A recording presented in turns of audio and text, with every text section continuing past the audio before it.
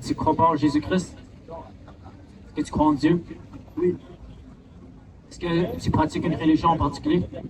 Oui. L'islam. Est-ce que tu lis le Coran? Oui. Est-ce que tu sais que le Coran te dit qu'il faut juger le Coran par les écritures de Jésus et Moïse? Attendez, je suis en conversation. La parole de Dieu, le Coran dit, Mohamed a dit, il faut juger tout ce qu'il dit à travers le Torah et le Injil. Et dans le Injil, ça nous dit que Jésus est le Fils de Dieu, il est mort pour tes péchés et il a été resté la mort. Attends, Jésus c'est Dieu. Est-ce que t'as changé de point? Attends, je peux te parler 2 secondes? Est-ce que vous vous connaissez? Non, mais est-ce que t'es un témoin de Jéhovah? Non, je suis un chrétien. Ok, parce que genre, j'ai un grand son dans le témoin de Jéhovah, fait que genre, si tu le connais, genre, hit me up. Alors, tu m'as posé la question, est-ce que Jésus est Dieu? Oui. Dans les évangiles, Jésus dit que si tu m'as vu, tu as vu le Père. Jésus a dit, je suis un avec le Père. Et la raison pour laquelle on l'a crucifié, c'est parce que Jésus s'est mis égal avec Dieu. Alors on l'a accusé du blasphème. Et c'est pour ça qu'elle a... Question, est-ce que Jésus c'est Dieu? Jésus est Dieu, oui. Jésus est mort. Jésus est mort à la croix, mais il a été resté la mort. Jésus est mort. Alors Jésus, en tant qu'homme, il est mort pour nos péchés, mais il a été resté la mort, il a vaincu la mort. Alors il a prouvé qu'il est Dieu. Je sais cette partie-là. Moi aussi, je crois que Jésus est au ciel, mais il n'a été jamais crucifié. C'est notre version de l'histoire. Sinon, je pense que le Coran, c'est vraiment le truc exact. Parce qu'on croit en toutes les religions, les chrétiens, les juifs, on croit au Coran, Jésus-Christ est mentionné beaucoup plus que Mohammed. Et on croit vraiment en Jésus-Christ et on respecte. Et il n'y a pas de mal à lire la Bible pour nous, sauf que pour nous, elle a été changée. Elle a été modifiée. On ne peut pas lire quelque chose qui a été modifié. C'est pour ça Mohammed c'est le dernier du prophète. Est-ce que la parole de Dieu peut être changée? Non? Alors comment l'Injil et le Torah a été changé? Le Coran dit que Dieu a donné le Torah à Moïse et l'Injil à Jésus. Et ça nous dit également que la parole de Dieu, la parole d'Allah ne peut pas changer. Alors comment la parole d'Allah a été changée si le Coran nous dit que la parole d'Allah ne peut pas être changée? Vous pouvez répéter la question? Parce que vous avez dit que la Bible a été corrompue. Ça veut dire le Torah et l'Injil a été corrompu. Okay? Mais le Coran nous dit, Mohammed a dit, il faut juger le Coran par le Torah et par l'Injil. Et Mohammed a dit que vous avez les livres. Quand il parlait aux Juifs et aux chrétiens, il a dit, vous avez le Torah et vous avez l'Injil. Et il a dit que la parole de Dieu ne peut pas changer. Alors personne ne peut corrompre la parole de Dieu. Oui, mais c'est pas Dieu qui écrit le Coran. Excuse-moi? Dans la parole, il donne le verset, aux humains. Les humains l'écrivent. Attends, je peux pour nous, le Coran, sauf Moïse est le seul homme qui a entendu la parole de Dieu. Sinon, Mohammed, le Coran il est descendu à travers un ange, Jibril, il n'avait même pas l'écriture, c'était juste, il a appris tout le Coran, et après ça a été écrit. C'est une version d'histoire. Et je pense que la nôtre, c'est la plus complète. Je sais qu'il y a des trous partout, mais la nôtre, c'est la plus complète parce qu'on croit à toutes les religions. Et Mohammed a dit que si vous voulez savoir si je suis un vrai prophète, il a parlé aux Juifs, il a dit, lisez le Torah. Et il a dit aux chrétiens, si vous voulez savoir que je suis un prophète, lisez l'Injil, l'Évangile. Et comment c'est impossible? C'est dans le Coran. Dans le Coran, on a dit que ça a été changé. Dans le Coran, ça a été dit que les autres livres ont été changés. Le Coran ne dit pas que ça a été changé. Je vais te donner un argument. Le Coran nous dit que Dieu a donné le Torah à Moïse et l'Injil à Jésus. Et si vous voulez savoir si Mohammed est un vrai prophète, lisez l'Injil et le Torah. Alors comment Mohammed peut nous dire de lire le Torah et l'Injil si ça a été corrompu? En plus, il a dit que personne ne peut changer la parole de Dieu. Il a dit, vous devez croire au Injil et au Coran. Exactement. croire, c'est différent. Et pour nous, l'Injil, c'est pas le Coran, la Bible, c'est pas celle de maintenant. Non, la Bible, c'est celle qui a été descendue à Jésus. Et c'est pas, elle a été modifiée, je comprends pas la lire. Alors, où est la Bible? Où est l'Injil? Il a été modifié. C'est quoi l'Injil? C'est les prophètes qui descendent pour donner un message au peuple. Non, l'Injil de Jésus, elle est où? Où est l'Injil de Jésus? Comment ça? Vous avez dit que ça a été changé. Alors, où est l'original, l'Injil de Jésus? Il a été vraiment changé. Tout. Alors, est-ce qu'on a accès à l'Injil de Jésus? Le livre que Allah a donné à Jésus, est-ce qu'on a accès à ce livre? Non, on n'a pas accès. Ok, alors, comment la parole de Dieu a été donnée à Jésus et le Coran dit que personne ne peut changer la parole de Dieu?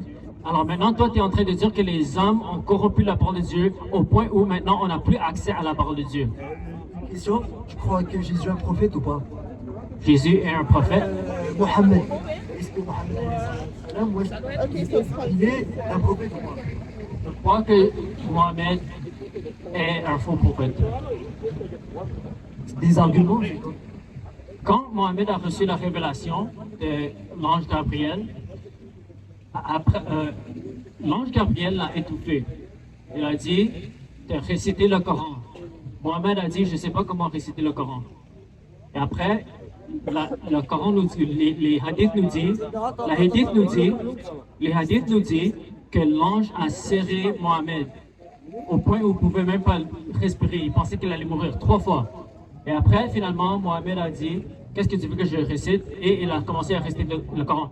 Après que Mohamed est rentré, il pensait qu'il était possédé par un démon et il avait peur. Et il a dit à sa femme, couvre-moi parce que j'ai peur. Le frère de sa femme était chrétien. Il lui a dit, il était vieux, il lui a dit que Mohamed est le nouveau prophète, est le dernier. Oui. Mais avant qu'il a dit ça, Mohamed pensait qu'il était possédé par un démon. Et ça, c'est pas normal. Quand on rencontre un ange, on devrait être en paix. On ne devrait pas être peur, terrifié. Et après, quand l'ange Gabriel arrêtait de parler à Mohamed, il est devenu déprimé et il voulait se suicider. Alors ça, c'est des fruits. Ça, c'est des fruits qui sont pas de Dieu. Ça veut dire que c'était un esprit démoniaque. Parce que même la Bible nous dit, si un ange vient te partager un évangile qui est différent de l'évangile de Jésus, il faut le rejeter. Alors ça c'est en fait, c'est un accomplissement de la parole de Dieu. Parce que la Bible nous dit que même Satan peut se révéler comme un ange de lumière. C'est ça que la Bible nous dit.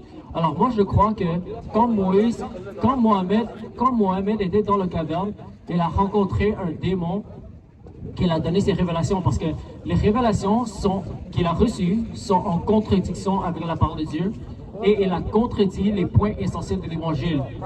Par exemple, la divinité de Jésus, la crucifixion de Jésus et la résurrection de Jésus. Ça, c'est l'évangile. Ça, c'est la bonne nouvelle. Tout l'évangile a été modifié. On ne croit pas à cet évangile. Attends, alors pourquoi vous avez exécuté votre prophète si c'est correct? Pardon? Pourquoi vous avez exécuté votre prophète? On l'a exécuté parce que Jésus a dit qu'il est le Fils de Dieu. Ça veut dire qu'il proclamait qu'il était égal avec Dieu. Et les Juifs dans ce temps, ils ont accusé Jésus du blasphème. Et c'est pour ça qu'on l'a crucifié à la croix. Mais Jésus, comme Jésus était Dieu, il a été resté la mort, il a vaincu la mort et il a prouvé tout ce qu'il disait était la vérité. Et ce que Jésus a dit, il a dit, je suis le chemin, la vérité et la vie. Personne ne peut aller au Père sauf par moi. Et il a dit, je suis le Fils de Dieu. Si tu me vois, tu as vu le Père. Il a dit, je suis un avec le Père. C'est pour ça que les Juifs ont crucifié Jésus. Et ça, c'est un fait historique. Si on fait des recherches dans le 1er siècle, tout le monde sait que Jésus a réellement été crucifié. Les témoins oculaires de Jésus ont vu Jésus crucifié. Ils ont écrit sur la crucifixion de Jésus. Et les témoins de Jésus ont écrit sur la résurrection de Jésus. Ils ont vu Jésus mort et ressuscité de la mort. Et non seulement les témoins de Jésus, mais même les non-chrétiens dans le 1er siècle ont témoigné que Jésus a réellement été crucifié.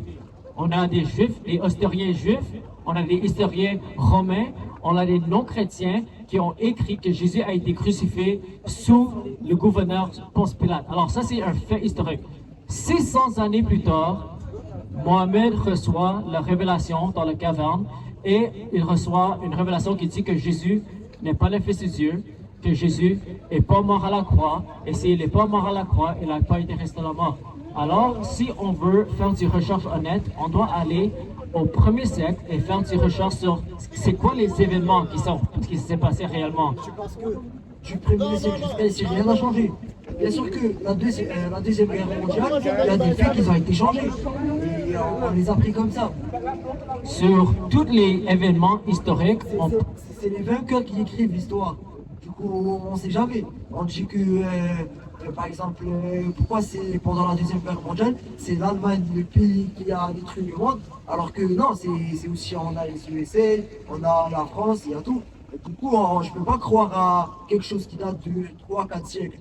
Et autre religion, il y a une contradiction déjà dans la divinité, que Jésus est le Dieu, le Fils de Dieu, et l'âme Saint-Esprit. Saint-Esprit, ouais, voilà, le Saint-Esprit. Et déjà, la Bible, il y a des versions de la Bible, non?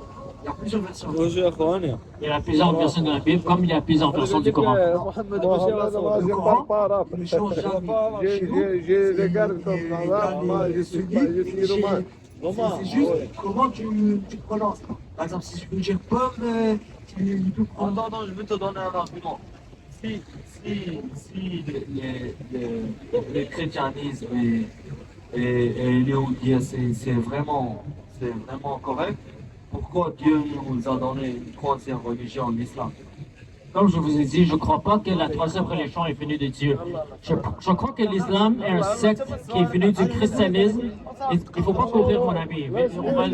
Oui, laisse, il veut discuter. Au moins, peut-être il comprend quelque chose. Il demande des choses. Ah, vous êtes là pour distraire. Alors, rapidement, juste pour répondre à la question, je ne crois pas que l'islam vient de Dieu. Je crois que c'est venu du diable pour amener les gens en enfer. Et si on fait des recherches même sur l'islam, ça vient des sectes chrétiens et des sectes du judaïsme. Parce que la pensée que Jésus n'est pas Dieu, c'était pas quelque chose que Mohamed a inventé. C'est des choses que les sectes chrétiens qui ont été rejetées ont cru avant même Mohamed. Et le Coran a été changé depuis le début. Si tu connais l'histoire du Coran, mon ami, au début, après que Mohamed est mort, les compagnons de Mohamed ont écrit le Coran et ils ont mis dans un livre. Mais Tu crois que le Coran a été écrit par un démon? je crois que ça a été inspiré par un démon. Et ça a été inspiré par des fausses religions. Parce que même quand tu lis le Coran, on voit des choses que Mohamed a pris des autres textes de sectes chrétiens. Par exemple, Mohamed croit en Jésus. Oui. Quand le Coran a été descendu, il y a des points similaires comme il y a des points différents. Et les points différents pour nous, c'est ce qui a été changé. Comme boire d'alcool, pour nous, par exemple. Et on n'a pas le droit, et c'est la religion. Et comme tu as dit, la parole de Dieu ne peut pas changer. Si, au Coran, tout au long du Coran, au début, l'alcool n'était pas était autorisé. Mais après, parce qu'on doit prier, il a été refusé. Parce que tu peux pas être sourd et faire ta prière. ok, est-ce que tu penses que le Coran n'a jamais changé? Je partage des différentes versions. Il y a deux versions et c'est vraiment les mêmes lignes, les mêmes mots, juste comment, en arabe tu vas pas me comprendre, mais juste comment on prononce. Par exemple, un S, je peux prononcer moi S et l'autre, le chiite, il prononce d'une autre façon. Et c'est juste une petite communauté et vraiment ça n'a rien changé. C'est le même. Alors que la Bible, déjà, elle a été écrite par plusieurs personnes et chacun il y a une différence. Et déjà dans le style d'écriture, on voit bien que le Coran, c'est impossible qu'un homme qui l'écrive. Hein, tu dois le lire, peut-être la traduction en français, et tu vas voir que impossible qu'un homme peut faire cela pendant sa vie. Est-ce que tu sais que le troisième calife Othman, il a brûlé toutes les autres traductions du Coran? Je ne connais pas cette version. Mais c'est dans les hadiths. Parce que Mohamed a dit dans les hadiths qu'il il y a certains de ses compagnons qui ont récité le Coran et c'est eux qu'on doit avoir confiance. Il y a Ubayd ibn Kab, il y a Ibn Masoud, il y a deux autres que Mohamed a dit, c'est eux qu'il faut prendre le Coran. Il y a aussi Zaïd et Uthman. À cause du fait qu'il y avait beaucoup de différents Corans, Uthman, le troisième calife, il a décidé de choisir un Coran et il a brûlé tous les autres Corans. Et les compagnons de Mohamed qui récitaient les Corans, ils n'étaient pas d'accord avec la décision de Uthman. Par exemple, il y a Ibn Masoud, il y a un compagnon de Je Mohamed, peux connaître la source de votre histoire. Sahih Bukhari et Sahih Muslim. C'est dans les hadiths. C'est dans le hadith, on peut le chercher là maintenant. Oui, Parce que vous pouvez les des fois, chercher, le problème. Je peux chercher, je suis sûr qu'il n'y a pas cette version de l'histoire. Il y avait plusieurs versions, il y a vraiment une seule version. Et déjà, pour nous, Mohammed est le dernier prophète, parce que c'est le Coran qui va jamais être changé jusqu'à la fin du temps. Et si tu fais des recherches, ça nous dit que Ibn Masoud, un compagnon de Mohamed, il avait juste 111 chapitres. Et il n'était pas d'accord que 111 chapitres. Il n'était pas. Il y a 114 maintenant. Dans la version, il y a 114 chapitres dans le Coran maintenant. Non, excuse-moi, c'est 60 hizb. C'est tout la hizb. Les sourates. 114 sourates. Ah, sourates, tu parles de Oui, sourates. 114 sourates dans le Coran maintenant. Mais le Coran que vous avez maintenant, c'est pas la même que les compagnons de Mohamed avaient. Ibn Masoud avait 111 sourates. Ubay ibn Kab avait 116 sourates. Et Uthman, le calife, il a choisi une version qui avait 114 sourates. Alors ça veut dire que dès le début, le Coran n'était pas la même. Alors il y avait beaucoup de différentes versions. Et même récemment, on a trouvé des manuscrits du Coran en 1972, des manuscrits du Coran qui peuvent dater jusqu'au 7e siècle. Et dans ces manuscrits-là, on a trouvé différentes versions du Coran. Il y a des versions de Ibn Masoud, il y a des versions de Ubay ibn Kab, il y a plusieurs différentes versions, il n'y a pas seulement une version du Coran. Et au début aussi, le Coran était juste des consonnes. Il n'y avait pas de voyelles, il n'y avait pas de points, de signes diacritiques. Il y avait juste des consonnes. Je vous entends là, mais il y a des parties qu'on n'est pas d'accord sur. Il y a des parties qu'on ne croit pas à ça. Je connais ma religion. On ne croit pas à ce que tu dis là maintenant. Et si une autre fois tu es là, tu peux ramener une source fiable et je crois en Jésus. Mais mon ami, tu as juste à lire Sahih Bukhari et Sahih Muslim, tu vas voir que ce que je dis est dans vos sources. Je ne prends pas ça dans les sources non islamiques. Ça vient des sources islamiques. Et à ton avis, s'il a été changé il y a vraiment très longtemps, s'il a été changé, pourquoi il n'a pas été changé une deuxième fois? C'est resté le même, à ton avis. Ça a été changé au moins 3-4 fois. Il y a Uthman qui l'a changé quand il a brûlé tous les autres textes. Après, il y a Al-Hajjaj, le gouverneur de Irak au 7e siècle. Il a ajouté les voyelles et les points diacritiques. Et il y a Ibn Mujahid, ça c'était un théologien musulman dans le 10e siècle. Et lui, il a limité les récitations à 7 récitations, parce qu'il y a beaucoup de différentes récitations. Il a limité à 7. Et après, en 1924, on a décidé de standardiser le Coran à un seul dialecte, une seule récitation. Et le Coran qu'on a maintenant, c'est un Coran othmanique qu'on a ajouté des points diacritiques, on a ajouté des voyelles et on a limité à un seul dialecte. Mais avant la standardisation de 1924 en Cairo, en Égypte, il y avait beaucoup de différentes versions du Coran et même aujourd'hui, il y a 2 différentes versions. Il y a le Hafs et il y a le Warsh. C'est pas des différentes versions, je t'ai expliqué, c'est juste la façon de prononcer. C'est pas différent. Et je crois pas dans l'histoire que le Coran a été changé. Et même s'il a été changé, on a plusieurs versions d'après toi. La Bible aussi. On va croire à quoi? Mais la différence, c'est que avec la Bible et le Coran, c'est que le Coran, la transmission du Coran, ça a été forcé par des puissances politiques. Ça a été forcé par Uthman, ça a été forcé par Al-Hajjaj, ça a été forcé par Ibn Mujahid. Eux, ils ont forcé tous les Corans d'être standardisés dans une seule version. Parce qu'ils avaient la puissance pour brûler les autres versions du Coran. Parce qu'ils avaient la puissance sur l'impur. C'était des califes. Alors, ils ont forcé la standardisation du Coran. La différence avec la Bible, c'est que c'est Dieu qui a transmis la Bible. Parce que il y avait des disciples de Jésus qui ont été persécutés depuis le début. Il n'y avait pas de puissance politique qui pouvait standardiser la Bible. Alors c'était une transmission libre des puissances politiques et religieuses, et en plus c'était une religion persécutée. Okay? Pas comme l'islam. L'islam, c'était un empire qui ont commencé à avancer et ils avaient le contrôle sur le texte.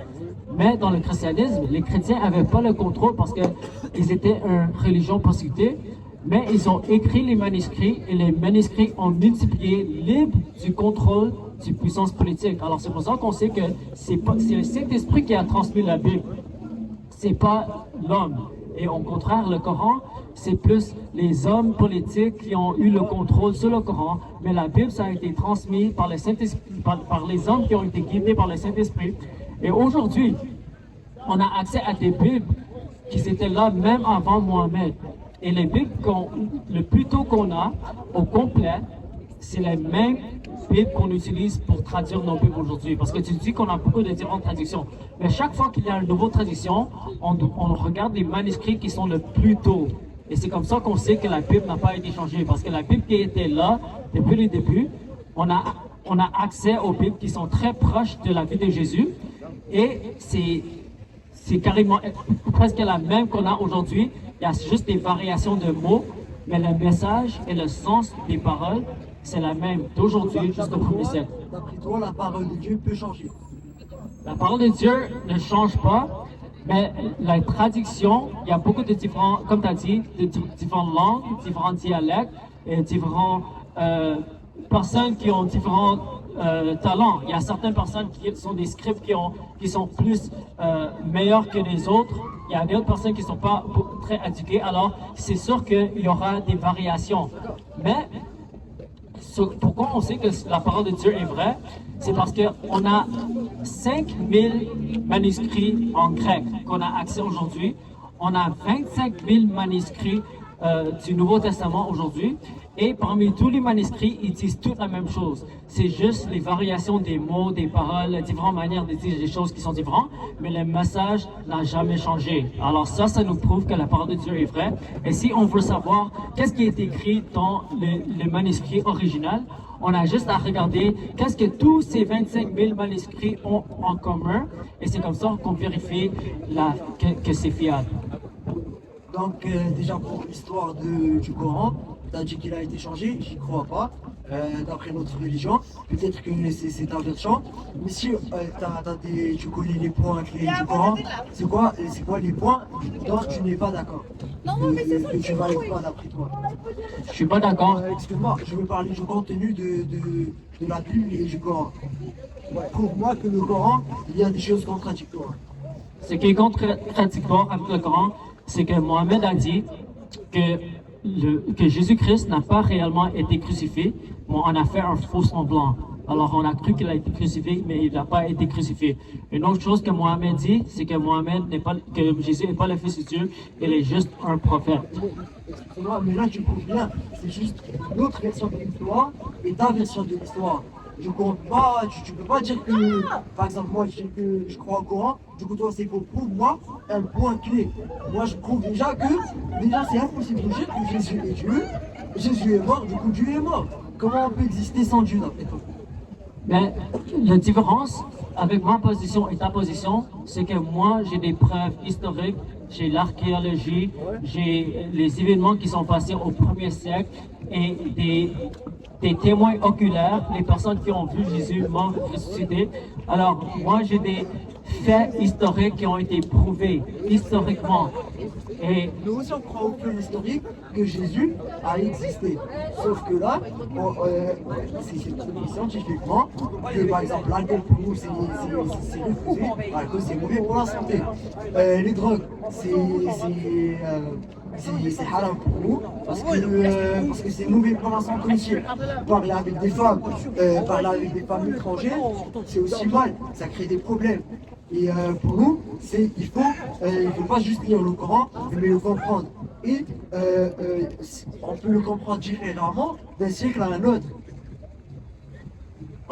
Mais pour répondre à ta question, pourquoi je crois que la Bible est la parole de Dieu, c'est parce que ça peut être prouvé historiquement et Ça peut être...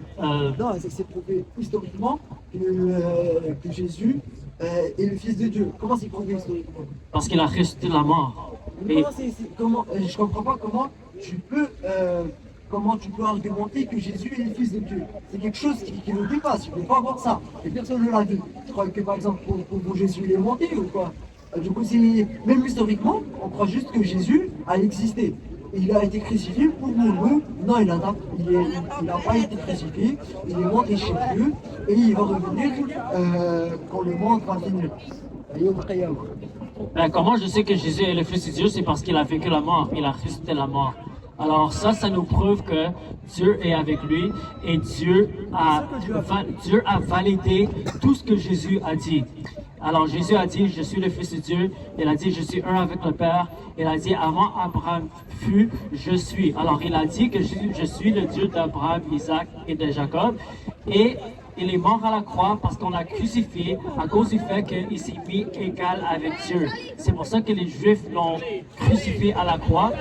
Mais à cause du fait que Jésus est Dieu et il est égal avec Dieu, Jésus a vaincu la mort, il a resté la mort et il a prouvé que tout ce qu'il disait est la vérité. Alors c'est pour ça qu'on sait que Jésus est réellement le Fils de Dieu parce qu'il a dit et il a prouvé par des miracles et il a prouvé... Je n'ai pas compris ça, comment il a dit. Il a dit. Quelqu'un que tu connais maintenant te l'a dit? Je comprends pas. Tu ne peux pas prouver que Jésus a dit je suis le Fils de Dieu. C'est impossible. Ça date il y a des siècles. C'est impossible qu'un mot comme ça soit traversé de cette période à celle-ci. Si on veut savoir des faits sur Jésus, on a juste à faire des recherches historiques. Et on a juste à lire les textes qui ont été écrits par les témoins oculaires. Alors c'est ça la différence avec le christianisme et le Coran et l'islam, c'est qu'on a des témoins oculaires qui peuvent valider les messages de Jésus. Alors, Mohamed, quand il a reçu les révélations, il était dans une caverne, il n'avait pas de témoins oculaires. Mais les évangiles de Jésus, c'était écrit par des témoins oculaires qui étaient là avec Jésus, ils ont vu Jésus, ils ont écouté les paroles de Jésus et ils l'ont vu crucifié à la croix et il a été resté à la mort. Et les témoins de Jésus ont commencé à proclamer cette bonne nouvelle que Jésus est le Fils de Dieu, il est mort pour tes péchés, il a été resté à la mort. Il est mort pour tes péchés. Il est mort pour tes péchés, il est mort pour les péchés de l'humanité. Parce qu'on est tous des pécheurs et Dieu ne peut pas laisser les coupables libres du péché sans pénalité. Il ne peut pas nous pardonner sans pénalité parce que Dieu est saint. C'est pour ça que Jésus est venu sur la terre il y a 2000 ans, né d'une vierge, parce qu'il était le Fils de Dieu. Il a vécu sans péché parce qu'il était le Fils de Dieu. Il est mort à la croix et il a été resté à la mort parce qu'il était le Fils de Dieu. Donc Marie c'est la femme de Dieu d'après vous? Pas du tout. Parce que Dieu... Donc comment ça? C'est la mère de Jésus et Jésus a un père qui s'appelle Dieu. Du coup, un Dieu, c'est vraiment contradictoire ça. Dieu n'a pas obligé d'avoir une femme pour avoir un fils. Dieu... Tu crois que tu es un humain? C'est l'entité qu'on ne connaît pas. C'est vraiment le tout du tout. Dieu, c'est le gouvernement hébreu. Et Ça d'après toi- règle toute la théologie. Oui. D'après toi, Moïse a existé ou pas? Bien sûr, Moïse a existé. Et c'est un prophète ou pas? Oui, c'est un prophète. Pourquoi Moïse est un prophète et pas Mohammed? Parce que Moïse n'a pas contredit la parole de Dieu. Mohamed, Si, c'est bien une sûr. chef. Quoi? Mohamed, c'est une chef. Attends, mon ami. Alors Attends, que la Bible, c'est une conversation sérieuse. Arrête. le Coran, c'est la chef. La chef dans le Coran. Mais dans la Bible, ils vont parler de l'agneau. Alors, Laisse-le finir. Après, je vais intervenir. Ouais, je vais alors, intervenir je plus crois tard. que Moïse est un vrai prophète parce qu'il a reçu les commandements de Dieu et il a écrit le Torah. Et quand on lit le Torah, ça nous donne les instructions que Dieu a données aux Juifs. Et il n'a pas de contradiction. Si, bien sûr que si. Il ne peut pas manger de porc alors que vous, oui. Oui, parce que Jésus a accompli la loi. Parce que si tu lis le Nouveau Testament, Tu viens de dire avant que la parole de Dieu ne peut pas changer. C'est la même pour nous. Ce qui est descendu sur Moïse, c'est ce qui est descendu sur Jésus, c'est ce qui est descendu sur Mohammed. C'est les mêmes faits. C'est juste que ça a été changé. Jésus est venu, il a dit, Je ne suis pas venu pour abolir la loi, mais je suis venu pour accomplir la loi. Oui, mais Parce que là tu parles avec des sources que je connais pas. Parle-moi juste du contenu de nos livres. Vous pouvez pour boire l'alcool. On est d'accord que l'alcool est mauvais pour la santé. Du coup, comment Dieu il va approuver ça, d'après vous? Coucher avec des femmes, c'est mauvais pour la santé aussi, que tu connais pas. Tu peux prendre le sida, c'est aussi mauvais pour nous. Du coup, tout ce qui a été refusé, si par exemple je suis musulman et je suis le Coran, je réussis dans ma vie, et je réussis après la vie. mais le seul problème avec le Coran et les pratiques des musulmans, c'est que vous n'avez pas de sacrifice pour vos péchés. Parce que même, On a le sacrifice non, du mouton. parce que même sous la loi de Moïse, il fallait sacrifier les animaux pour être pardonné du péché, parce que Dieu est saint. Et Dieu ne veut pas laisser les coupables libres sans pénalité. C'est pour ça que la Bible nous dit que Jésus est l'agneau de Dieu, l'agneau immolé. Et Jésus a coulé son sang en tant que l'agneau de Dieu. Il était le sacrifice ultime pour le péché de l'humanité. Et malheureusement, dans le Coran, ça nous dit il faut faire des bonnes œuvres. Et si on est assez bon, on peut aller au paradis. Mais le problème, c'est que vous n'avez pas de sacrifice. Vous avez besoin d'un sacrifice. On sacrifie un mouton chaque année. C'est un sacrifice. Alors, C'est, excuse-moi, comme je te dis pour nous, on croit en l'Anbiya et les prophètes. Les prophètes, il y en a 3. Mais les Anbiya, c'est eux qui descendent avec des idées, comme par exemple le Nabi Ilyas, le Nabi Youssouf, qui a été avalé par une baleine. Et tout ça, c'est regroupé dans notre Coran, et pas dans la Bible. Le sacrifice de mouton, il a été descendu de chez Ibrahim. On est d'accord? Du coup, comment ça? Le Coran va regrouper tout ça et il est faux. alors hein, toi, tu sacrifies tes moutons. Oui, Quand la dernière fois que tu as sacrifié un mouton? c'est l'année dernière. Et quand tu as sacrifié le mouton, est-ce que tes péchés ont été transmis au mouton? Non, Alors, ça t'a fait quoi le sacrifice? on n'a pas cette version de l'histoire.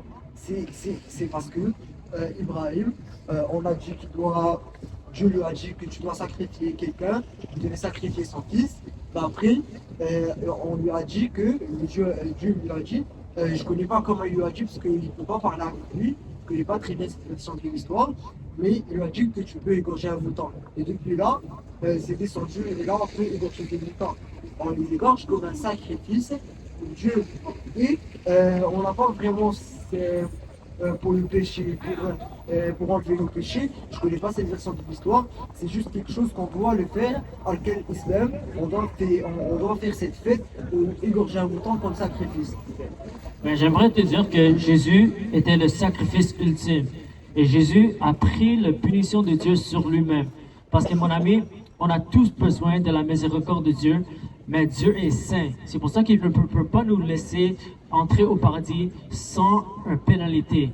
Et c'est pour ça que la Bible nous dit que Jésus, il est mort à la croix et il a pris le jugement de Dieu sur lui-même. La punition que toi et moi on mérite a été mise sur Jésus à la croix et Jésus a été resté à la mort. Alors si mon ami, tu veux être pardonné de tes péchés, tu dois accepter ce sacrifice. Tu dois croire à la bonne nouvelle que Jésus est le Fils de Dieu, il est mort pour tes péchés et il a été resté à la mort. Si tu crois à cette bonne nouvelle, la deuxième étape, c'est que tu dois te repentir. Tu dois te détourner de tes péchés et te suivre Jésus-Christ avec tout ton cœur. Et si tu prends cette décision, tu seras pardonné de tes péchés, tu seras libre du péché, tu vas devenir un enfant de Dieu et tu vas avoir la vie éternelle. D'après vous, comment on peut aller au paradis? Croire en Jésus-Christ?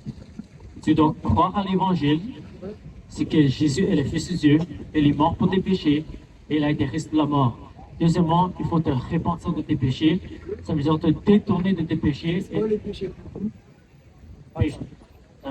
Le péché, ça peut être le mensonge, ça peut être le vol, ça peut être désobéir nos parents, ça peut être se saouler, le sexe hors mariage, l'homosexualité. Tout ça, c'est sous les catégories de péché. C'est la même chose. Oui, mais toi, tu as besoin d'un sacrifice, mon ami, parce que selon le Coran et selon l'islam, tu dois faire des bonnes œuvres et peut-être Allah va te laisser aller au paradis, mais même à ça, tu n'as pas l'assurance que tu vas aller au paradis. Oui, c'est vrai. Non.